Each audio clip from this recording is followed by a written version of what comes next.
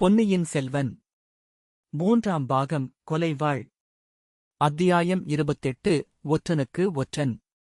மௌனமாயிருந்த அரசிளங்குமரியைப் பார்த்து முதன் மந்திரி அநிருத்தர், தாயே, ஏன் பேசாமலிருக்கிறாய்? வந்தியத்தேவனை இன்னமும் நீ நம்புகிறாயா என்று கேட்டார். ஐயா, அமைச்சர் திலகமே, நான் என்ன சொல்லட்டும்?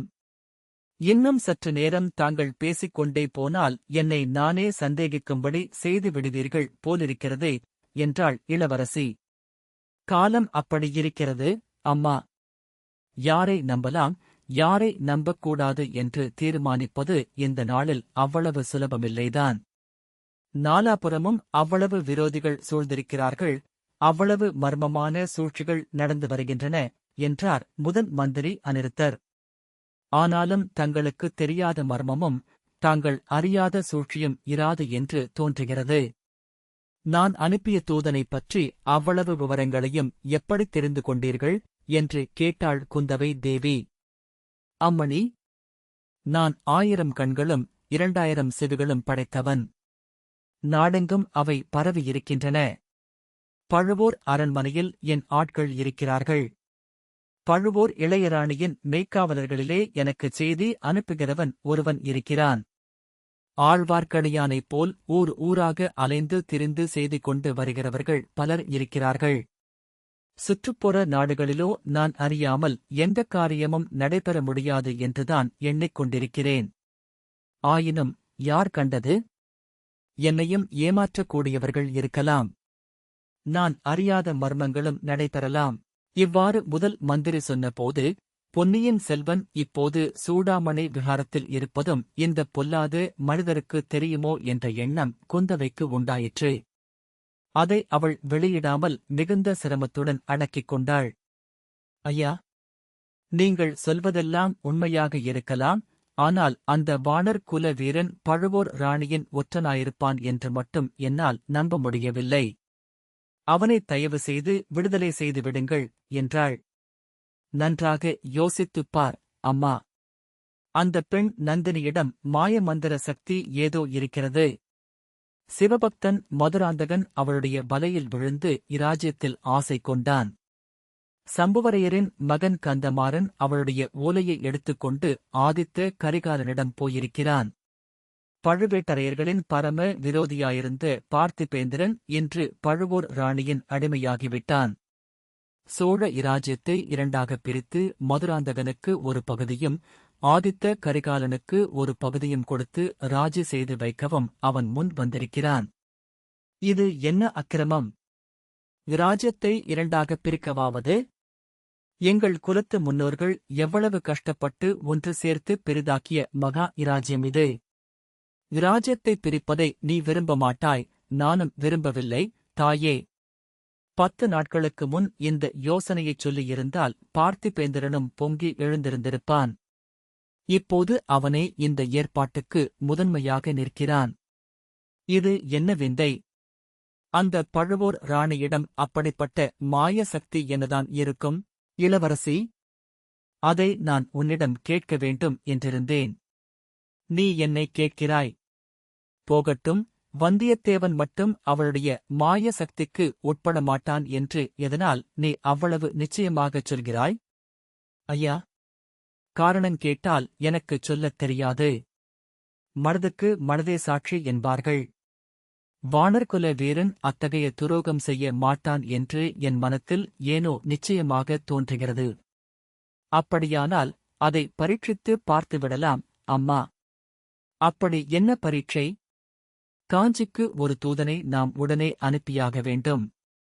ஆதித்த கரிகாலனுக்கு மிக நம்பிக்கையான ஆளிடம் அவசரமாக ஓலை கொடுத்து அனுப்ப வேண்டும். என்ன விஷயம் பற்றி? சற்று முன்னால் நந்தினியை விஷநாகம் என்று நீ சொல்லிவிட்டு அதற்காக மன்னிப்பு கேட்டுக் கொண்டாய். உண்மையில் விஷநாகத்தை விட அவள் பன்மடங்கு கொடியவள். இந்தச் சோழ குலத்தை அடியோடு நாசம் செய்து பூண்டோடு ஒழித்துவிட அவள் திட்டமிட்டிருக்கிறாள். கடவுளே, என்ன பயங்கரம் என்று குந்தவை கூறியபோது அவளுடைய உள்ள கடல் பற்பல எண்ண அலைகளினால் கொந்தளித்தது. உன் தமையன் ஆதித்த கரிகாலனை கடம்பூர் அரண்மனைக்கு அழைக்கும்படி அவள் சம்புவரையரை தூண்டியிருக்கிறாள். சம்புவரையர் மகள் ஒருத்தியையும் பழுவேட்டரையர் குமாரி ஒருத்தியையும் கரிகாலனுக்கு மணம் செய்விப்பது பற்றிப் பேசி வருகிறாள். இராஜ்யத்தை இரண்டாகப் பிரித்து ராஜ செய்விக்கும் விஷயத்தையும் அங்கே முடிவு செய்யப் போகிறாளாம். இவையெல்லாம் வெளிப்படையான பேச்சு. ஆனால் அவளுடைய அந்தரங்கத்தில் என்ன நோக்கம் வைத்திருக்கிறாளோ அது யாருக்கும் தெரியாது. எல்லாம் அறிந்தவன் என்று கர்வம் கொண்டிருக்கும் என்னால் கூட அவள் நோக்கத்தை அறிய முடியவில்லையோ. அதைப் பற்றி நாம் என்ன செய்ய வேண்டும், ஐயா? ஆதித்த கரிகாலன் கடம்பூர் மாளிகைக்குப் போகாமல் எப்படியாவது தடை செய்ய வேண்டும். அதற்குத்தான் நீயும் நானும் ஓலை கொடுத்து வந்தியத்தேவனிடம் அனுப்ப வேண்டும். நம்முடைய விருப்பத்தை மீறி கரிகாலன் கடம்பூர் மாளிகைக்கு புறப்படும் பட்சத்தில் வந்தியத்தேவனும் அவனுடன் போக வேண்டும். உடம்பை பிரியாத நிழலைப் போல் அவன் உன் தமையனைத் தொடர்ந்து காவல் புரிய வேண்டும். நந்தினியை தனியாக சந்திப்பதற்குக் கூட அவன் இடந்தரக்கூடாது. குந்தவை பெருமூச்சு விட்டாள். முதன் மந்திரி கூறுவது எவ்வளவு முக்கியமான காரியம் என்பதை அவள் உணர்ந்தாள். எல்லா விவரங்களும் அறிந்து அவர் சொல்கிறாரா அல்லது இராஜாங்க நோக்கத்தை மட்டும் வைத்துக் கொண்டு சொல்கிறாரா என்று அவளால் ஊகிக்க முடியவில்லை. ஐயா, அவர்களுடைய சந்திப்பைத் தடுப்பது அவ்வளவு முக்கியமான காரியம் என்று ஏன் கருதுகிறீர்கள் என்று கேட்டாள். அம்மணி, வீரபாண்டியனுடைய ஆபத்துதவிகள் சிலர் சோழகுலத்தை பூண்டோடு அழைக்கச் சபதம் செய்திருக்கிறார்கள். அவர்களுக்கு பெரிய பழுவேட்டரையருடைய பொக்கிஷத்திலிருந்து புதிய தங்கக் காசுகள் போய்க் கொண்டிருக்கின்றன. இதைக் காட்டிலும் இன்னும் ஏதேனும் நான் இதைப் பற்றிச் சொல்ல வேண்டுமா? வேண்டாம் என்று முணுமுணுத்தாள் குந்தவை. சூடாமணி விஹாரத்தில் சுரத்துடன் படுத்திருக்கும் இளவரசனின் நினைவு அவளுக்கு வந்தது. பொன்னியின் செல்வனையும் அபாயங்கள் சூழ்ந்திருக்கலாம் அல்லவா? ஐயா, சோழ நாட்டுக்கு விபத்துக்கு மேல் விபத்தாக வந்து கொண்டிருக்கும் இச்சந்தர்ப்பத்தில் தாங்கள் முதன் மந்திரியாயிருப்பது அதிர்ஷ்டவசந்தான். என் தம்பியின் விஷயமாக என்ன ஏற்பாடு செய்தீர்கள் என்று கேட்டாள். சோழ நாட்டிலுள்ள எல்லா சிவாலயங்களிலும் விஷ்ணு ஆலயங்களிலும் இளவரசருடைய சுகக்ஷேமத்தை கோரி பிரார்த்தனை செய்து அர்ச்சனை அபிஷேகம் நடத்தச் சொல்லியிருக்கிறேன். அப்படியே புத்த விஹாரங்களிலும் சமணப் பள்ளிகளிலும் பிரார்த்தனை செய்யப் போகிறார்கள். நாகைப்பட்டினம் சூடாமணி விஹாரத்தில் புத்த பிக்ஷுக்கள் ஒரு மண்டலம் விசேஷ பிரார்த்தனை நடத்தப் போகிறார்கள். வேறு என்ன செய்யலாம் என்று நீ சொல்கிறாய்? சூடாமணி விஹாரத்தைப் பற்றிச் சொல்லும் போது முதன் மந்திரியின் முகத்தில் ஏதேனும் மாறுதல் ஏற்படுகிறதா என்று குந்தவை கவனித்தாள். ஒன்றுமே தெரியவில்லை. ஐயா, சூடாமணி விஹாரம் என்றதும் ஒரு விஷயம் ஞாபகம் வருகிறது. சூடாமணி விஹாரத்தின் மீது பெரிய பழுவேட்டரையர் ஏதோ கோபம் கொண்டிருக்கிறாராம். இலங்கையில் பிக்ஷுக்கள் இளவரசருக்கு முடிசூட்டுவதாகச் சொன்ன செய்தி வந்ததிலிருந்து அந்த கோபம் முற்றியிருக்கிறதாம். இளவரசர் காணாமற் போனதற்கு பழைய சூடாமணி விஹாரத்திலுள்ள பிக்ஷுக்களின் மீது சுமத்தினாலும் சுமத்துவார்கள். அதற்குத் தக்க பாதுகாப்பு தாங்கள்தான் செய்ய வேண்டும் என்று சொன்னாள். உடனே செய்கிறேன், அம்மா. சக்கரவர்த்தியின் கட்டளையுடன் சூடாமணி விஹாரத்தை பாதுகாக்க ஒரு சிறிய சைன்யத்தையே வேணுமானாலும் அனுப்பி வைக்கிறேன்.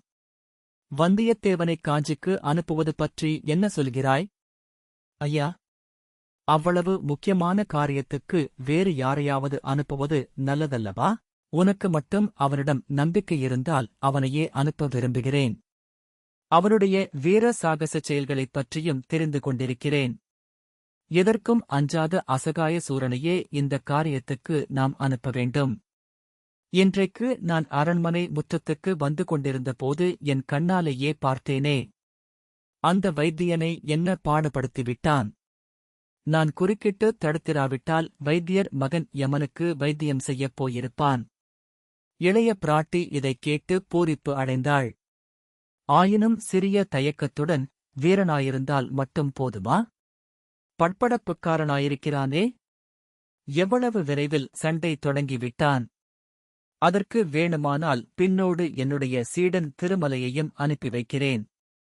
நிதானமான யோசனைக்கு பெயர் போனவன் ஆழ்வார்க்கடியான் என்றார் அநிருத்தர். இளைய பிராட்டி தன் மனத்திற்குள், இவருடைய உள்ளத்தில் இருப்பதை கடவுளும் அறிவாரோ என்னமோ தெரியவில்லை, ஒற்றனுக்கு துணையாக ஒற்றன் ஒருவனையே அனுப்பி வைக்க விரும்புகிறார் போலும் என்று எண்ணிக்கொண்டாள்.